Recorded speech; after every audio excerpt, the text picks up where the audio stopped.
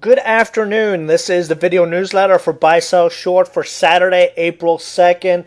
We had another update on Friday, but for the most part, it was a really boring session. There was very little volatility out there, very little movement in anything other than the large cap stocks. We had some very bullish economic data. We had the jobs report come out, 216,000 jobs created. You recall I mentioned in the chat room really wasn't a surprise, just given the news that I came out earlier in the week from California and Nevada saying they had their best monthly jobs growth in 20 years, I believe. A good start on the jobs number, 2 months in a row of decent job gains, not to the point where we're really going to see the unemployment rate come down meaningfully enough, but enough of a number to make the market happy and enough of a number to keep the Fed doing what they're doing, which is exactly what we want them to do. Continue to pump liquidity into the market. Looking at the 15-minute chart, you can see now we are going on 2 weeks since the March 17th lows on Paddy's Day. Here we are 14 days later, and we are almost 1,000 points higher. We're 850 points higher than the end of the world doom and gloom calls that we heard just 2 weeks ago. Really, the market and plays started picking up steam this week. It was a really good week, except for Friday, which is, we could have taken the day off. And if we were in San Diego, gone and lay at the beach with the 90-degree weather we had here. Looking at the 15-minute chart, you can see right now, I would say support 12,250 to the 300 area. We get a better idea on the daily chart. Daily chart, we actually peaked above that 12,391 top on that we saw right before the Japan crisis back there in mid-February. Or actually wasn't the Japan crisis. This is when we got that top, and then we started having all those issues with Egypt. Right here, we're very, very close to the shorts going, oh, crap.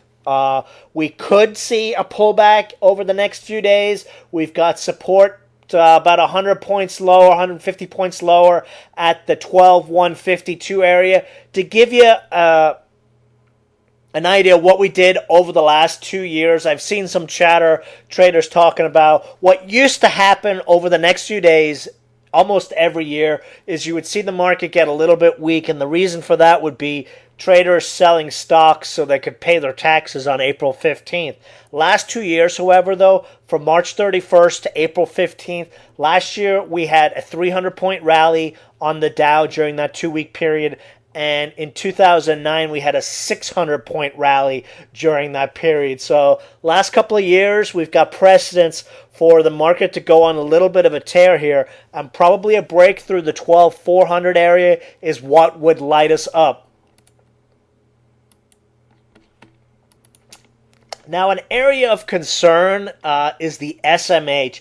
SMH was very, very weak on Friday for no real reason, at least that I could see offhand. We had Intel down 2% plus, Texas Instrument, the other semi-stocks, very, very weak. And the funny thing is, the reason I love the SMH as an indicator for the market, the SMH was weak all day Friday. And we really didn't see that weakness show up in the overall market till later in the day. So if you were paying attention, not a whole lot of decent trades out there, even though the market was up decent. And then, the SMH being red should have been a caution sign for traders just to step back and see what was happening.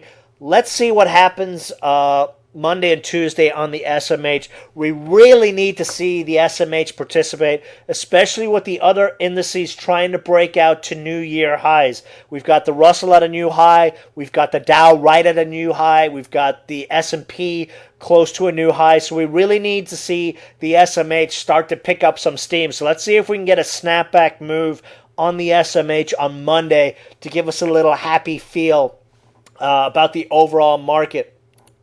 Quick mention, though, on the Dow. If we go back and look at stochastics, the best scenario we could see happening again is what we saw during the last 3 months, where the market just slowly moved higher. Again, whenever we get the Dow down or up more than 50 points, the small and mid-cap stocks sort of go to sleep. So as long as we stay within that narrow range, could be a very nice couple of weeks for stocks.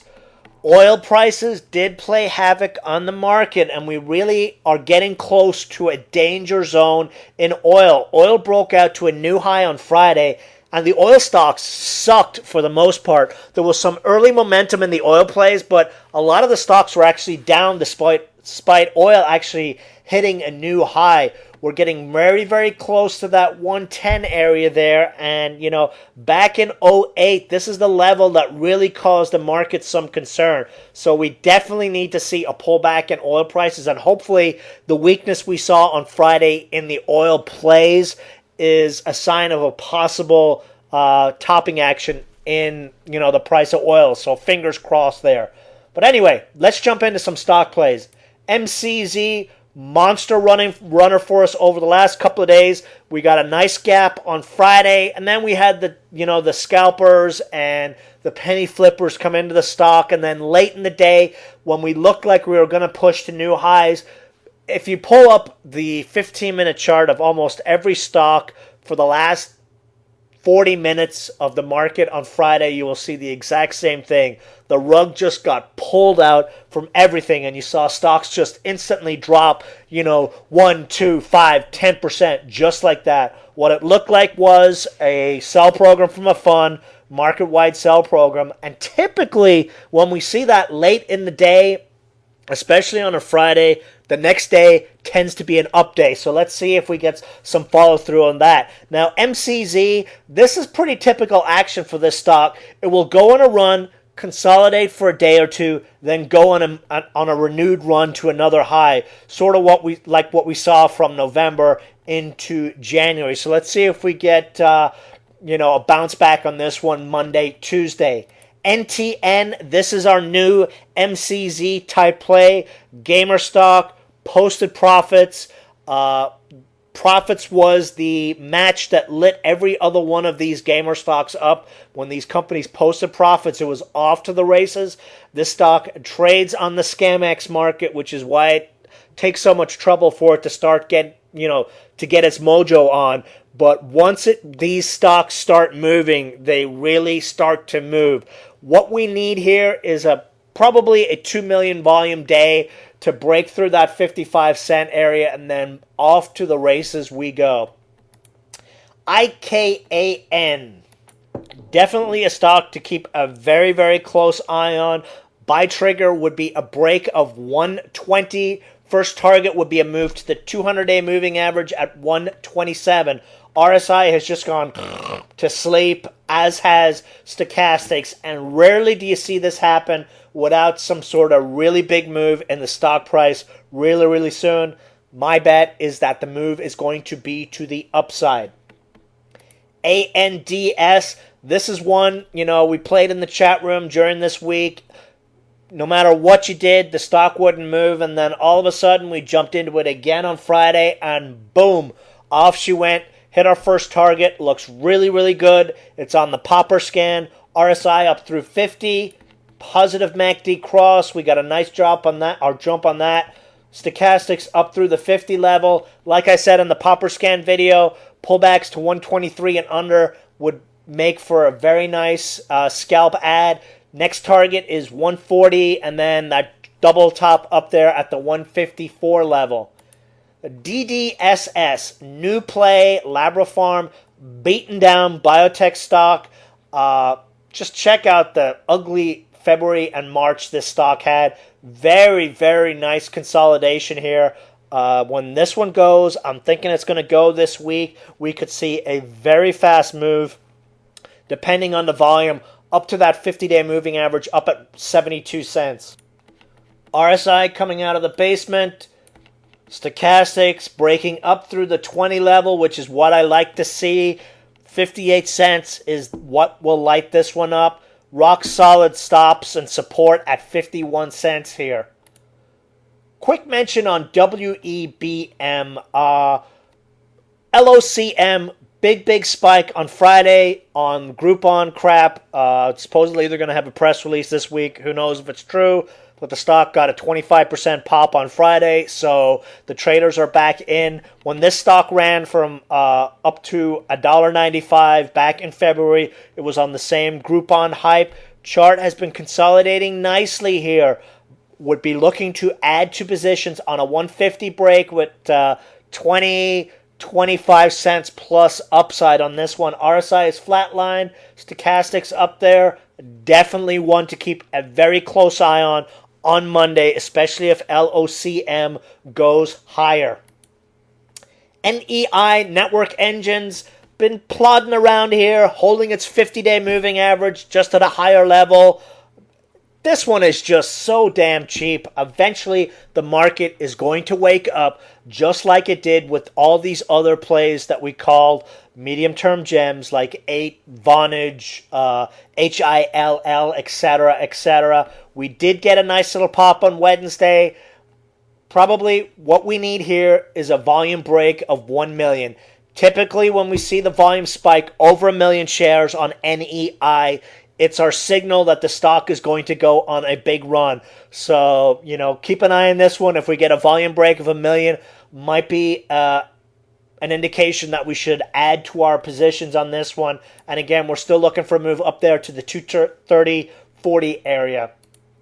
DYAX, biotech play, nice breakout pop on Thursday. Friday was looking really, really good. And then like so many other stocks, late in the day, went from $1.59, $1.60, all the way down to $1.54 on really low volume. Would look for this one to snap back on Monday, and we're still looking for that move to the 50-day moving average at 174. IPAS, this is our other medium-term gem. Stock has really gone to sleep now for a month, and this one is getting very, very close. Place your buy triggers, your alerts on your trading software. $1.65 is where we really start to pay close attention to this one. $1.70 is where we can consider really adding to our positions for a run to $2. Rock solid support here at the 150 area. Great little medium-term play that's just waiting for an excuse to blow up. And maybe this is the week that it finally goes. Quick mention on ZOOG, Zoo Entertainment, ZOG, our other gamer play. Traders are actually starting to find this stock. We're seeing the volumes pick up a little bit. Still really, really low. What'll determine whether this is indeed a gem play will be the earnings report that comes out in a week or so. So we're going to pay really close attention to that. Speaking of earnings report, this past week we had the earnings report from WZE. Decent earnings report. Nice earnings growth, but, the volume's not in there. What I would probably wait for on this stock to add a position to right now would be a break through 30 cents. So let's see what happens in the near term on this one. BNX was our other penny play that had its earnings report this week. Excellent guidance, in my opinion. But the penny stocks are asleep right now. Hopefully that won't remain the fact for too long. This is the period last year from now into May that this stock really went on a tear. So let's see what happens on this one near term. So that is it for the video. We've got some nice potential setups going into this week. And, let's see if we get that snapback on Monday. Any questions, feel free to shoot me an email or send me an instant message in the chat room. And I will see you guys in the chat room on Monday. Goodbye.